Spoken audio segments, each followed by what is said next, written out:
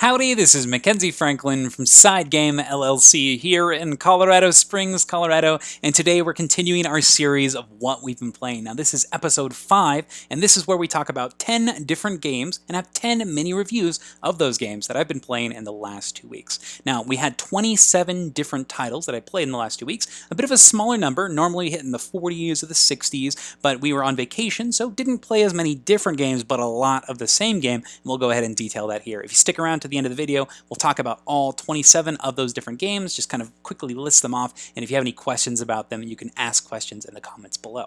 Now, with that being said, let's go ahead and jump into the list. Now, the first game I want to talk about is Marvel Champions, the card game, a game I continuously am impressed by, one of my favorites ever, and this one I want to talk about specifically the Infinity Gauntlet set in the Mad Titan Shadow expansion. Now, if you don't want to know, please skip in the timestamps below, but this is a wonderful modular expansion where you are going to be able to play with any of the villains, and I love the different things it does. First off, it is going to be a setup game expansion, so that means that you don't shuffle it into the deck, which means the counter deck is going to be smaller, which means you're going to get those acceleration tokens faster. The next thing, it increases the base strength and thwart of any of the characters you're fighting, so it's going to be harder to fight them right off the bat. And lastly, you have those thematic stones that are going to be triggered every other turn. It is so cool because they do different things, they add a little bit of a wrench into the plans, and they just increase the difficulty on any of the characters you're fighting. So you can really change up the game, and I think it's done so well here, so thematically, and it's just one that I continually will see myself playing in the future.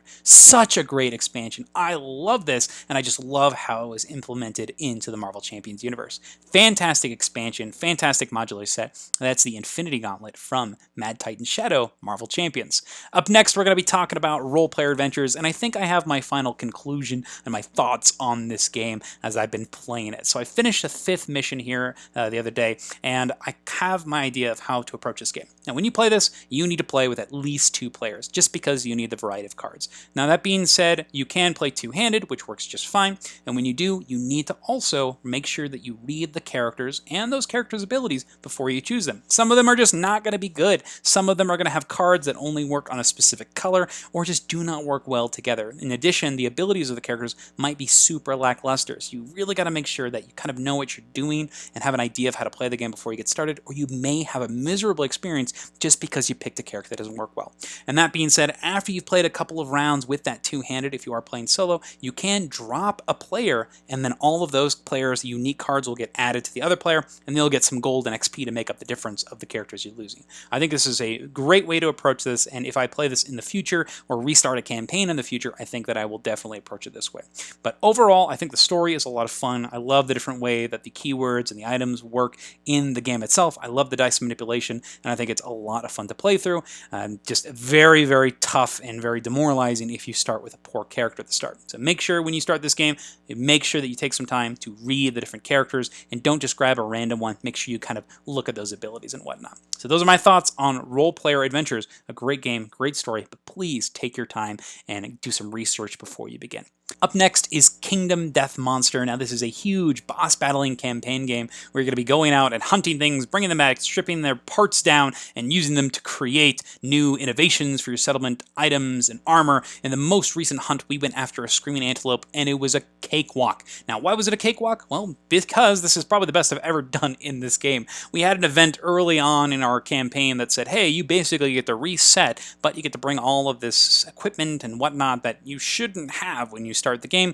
But we did, and this really put us ahead in what we were doing. We got an item early on that got us some really good critical hit location spots that we can kind of shoot at all the different creatures, so we've been farming items nonstop, and now we're just preparing for the end game. Like I said, this is the best we've ever done, and it's the most powerful I've ever felt in this game. I don't really feel like I'm at the whim of the randomness. I feel like I have a lot of control here through the use of key items like the cat's eye circle, looking at the hit locations, and the rawhide armor set. That way you're able to kind of pick and choose where the monster is going to be going. This is so interesting, an interesting way to approach this game, and not one that I've tried. Normally I'm at the mercy of the dice and trying to dodge around, but I think that this calculated approach is definitely something we needed to actually complete and win the game. So my friend Robert and I getting through this, and I'm just excited to see how our adventure goes and how well we could do on this final boss. We're teaching them specific fighting arts and learning all of these tricks and basic abilities, increasing our basic stats. I'm excited to see where this goes and see how we fare against the Gold Smoke Knight.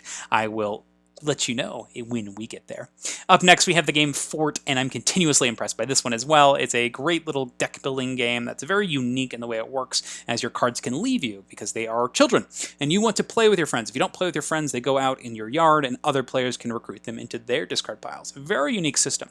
But I want to talk specifically about the Cats and Dogs expansion and the dogs themselves. So there's lots of different dogs, and this is not an expansion that we use every time because it is so different. It does change the game to its core. Now, it starts from the very first turn. Now, during the initial draft, there's going to be dogs in those initial hands, and you'll be able to put some of those dogs into your deck. When they're in your deck, when you play them on your turn, they have specific conditions in order to actually use them. But after you play them, they'll go into your doghouse. Whoever has the most in your doghouse at the end gets extra points. So a really unique system here, as you're kind of getting these really cool abilities. Now, some of the dogs even have abilities that steal things from other players, but then that dog will go in their doghouse. So it's kind of a double-edged sword, right? You're getting a cool ability, but it'll go to them. And I really like that effect. But that being said, the dogs, if you do not use them, they're going to go into the discard pile of the player to your left. So you have to kind of prioritize using them, which is kind of scary in that initial draft because you don't really want to take these dogs if you can't use them because that's going to make your deck super tiny, or maybe you do. So it really adds like this very weird layer to the game. And these effects are so specific that they're kind of hard to plan for, but also something you need to be aware of constantly because you need to be able to exist. It's just a very interesting expansion. Like I said, you probably need to be a big fan of the Fort game and really looking to change up your experience, but overall, very impressed with the Cats and Dogs expansion. I do think that you should get the expansion regardless because the cats are so easy to include and so much fun, and I really like the way they work, but I don't know if I'll play with this expansion all the time just because it is so different and a little bit of a bear up front, and it can really kind of mess up your deck if you're not ready for them in that initial draft. So that's the Dogs and Cats expansion for Fort. Up next, we're going to talk about the game Golem, one that I was very thrilled to play. This was one of my most anticipated from Essen this last year. This is a game about kind of upgrades, effects, and chains. Each player is going to have one of these boards in front of them that has three main areas. You're going to have an income area, you're going to have a golem area, and they're going to have a book area. Now, each of these works a little bit differently, but the main actions of the game are going to have you upgrading these areas, essentially. You're going to be getting gold, and the gold is going to be able to allow you to get the income, and you're going to be getting bricks, which lets you increase your golems and puts golems out on the board, or you're going to be getting this blue essence, which allows you to get points. And I really like how these three systems work, because honestly, they don't look like they would work well, but they do. The blue is going to give you cards that will trigger. The more of the cards you have, the more abilities trigger. The golems are actually going to go out on the board and they're going to be moving around. And then the gold is just going to provide you resources that'll feed into all those other tracks. So it's kind of interesting how you can focus on specific tracks, but they all help each other. The golems are going to trigger the effects in the center here that will ultimately feed those other abilities, or the golem ability itself, and then the other tracks will have other effects that provide resources for these other things. I'm quite surprised at how well this game adds all of those things and weaves them together, and it's one that I consistently think about. I do think this is a very fantastic design, and it's one that I'm pretty excited to try again. So more thoughts on this later once I get more plays, but one that I'm really enjoying, that is Golem. Up next, we have Lux Aeterna, a real-time solo game all about managing risks and doing your best to kind of turn on all your systems in a spaceship that has gone wrong. So you have this really cool mechanism in the game where on your turn you're going to draw some cards and you'll assign one as an event where you take some damage, one as a kind of travel where it's going to force you into a black hole, which is going to make you lose eventually, one that you're going to use for an effect in your action zone, and one that you're going to keep in your hand for later. So it gives you some future planning. I really like this system, and it is a real-time game, so that real-time means that you can't sit there and take forever. If you take the real-time out, the game becomes very much a puzzle of efficiency and just kind of very much thinking and kind of a guaranteed win. But when you have that real-time element into it, you cannot penny pinch, you cannot min-max every turn, and I think that's really welcome in this game. The real-timeness of it is about 15 minutes, I think, on the easy and 10 on the hard mode, but I think that that's a very appropriate amount of time because it really shouldn't take that long. I think it's done really well. My favorite part about this game, though, has to be these different systems that you are fixing. Every time that you get one of these dice to a 6 and then increase it one more, you'll actually turn that system online and something cool will happen. It'll be maybe extra scoring, or it might affect the other dice on the board or your cards, or just give you some really cool effect that'll prevent disasters in the future. But inversely, if one of those dice is a 1 and goes down, it's going to flip into the negative side and then, some bad thing will happen. This is so cool, so interesting, and I love the way this works. This is a game that I'm just having a lot of fun with, and I see myself playing more and more. That is Lux Aeterna. Very interesting real-time solo game. The next game I want to talk about is Dune Imperium, one that I'm super excited to continue having a great time with. Very excited to try the Rise of Ix expansion in the future here. And we just got the miniatures expansion in, so excited to play a game with that. Oh my gosh, this is going to be great. But I want to talk about a specific game that I played where I got to use Paul Atreides. So Paul Atreides' effect is really straightforward. His whole thing is, on your turn, at any time, you could just look at the top card of your deck.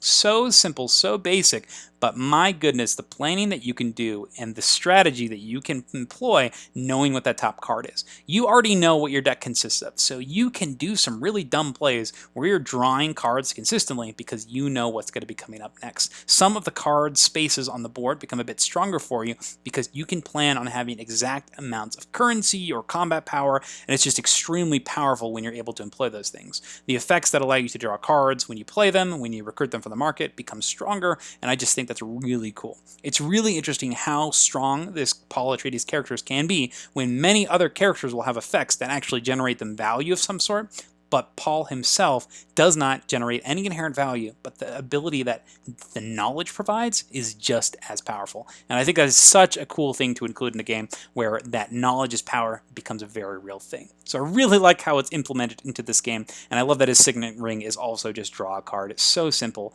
it makes so much sense. Really like this game. That is Dune Imperium, one that I continue to enjoy. Up next, I want to talk about Era Medieval Age. Now this is a roll and build game where you're going to be rolling some dice, getting resources, and then needing to feed those dice, but then spending those resources on these 3D pieces that you'll be putting into this central area in front of you.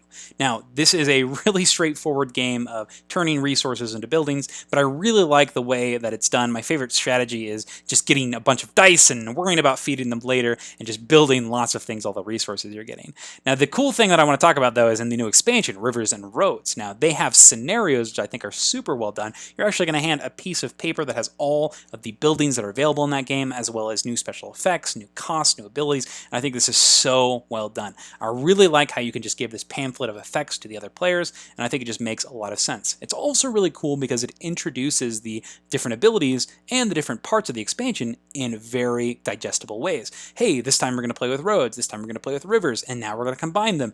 It makes so much sense. It also is going to change the different threats that happen when you roll these skulls, and I think that's really, really cool because it does change up the game drastically. I really like this expansion. That is the Rivers and Roads expansion for Medieval Age Era.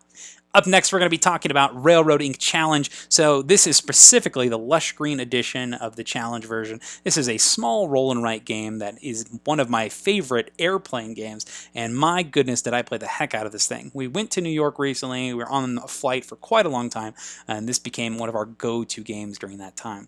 Now it fits perfectly on that little tray table, and my goodness, we dove into the expansion. So lots of different expansion contents, one die at a time, and maybe a couple dice, trying things out, and just seeing all of the different possibilities. But the more I play this game, the more I appreciate a specific mechanism, and that is the gold cards. Now, this is extremely straightforward. We see this in many games, but in tandem with the expansions, this really opens up the game because it's going to have you going on routes that you didn't think that you were going to go just to get some extra points. Now, these goals are very straightforward. You have to be the first person to do them. If you do, you get points. If the second player that gets them gets less. If you're playing solo, there's a timer on the goals, and you have a certain amount of time to complete them to get the maximum point value.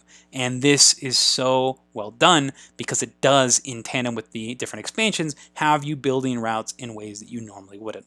I love the ones here, particularly that have to do with kind of getting those connections on those houses. I love having to race for the center. I love having to race for the corners because it has to kind of spread you out. This is such a simple system, but it works so well. And the coolest thing is if you get the promo stuff, you also will get goals that are specific to expansions, and I'm excited to explore those. This is one that we actually picked up a lot of the expansion content because the Horrible Guild just opened up their shop, and I just can't wait to play more of this. This is really impressed me with how good this game is with the expansions and these goals, and it's one that I'm coming back to quite a lot. So it's actually risen from a 7 to an 8 to me because I'm just having so much fun with Railroad Ink. So very impressed with this game, having a great time with it. Now the last game I want to talk about is Glen 2 Chronicles. Now this is a wonderful game of tile placement where you're going to be taking tiles and building this area in front of you, and when you place a tile, it triggers ignores all of the effects of the tiles around it. It's such a simple concept, but it's done so well. But I actually played the last Chronicle in the box, and the one that I was probably the most excited for,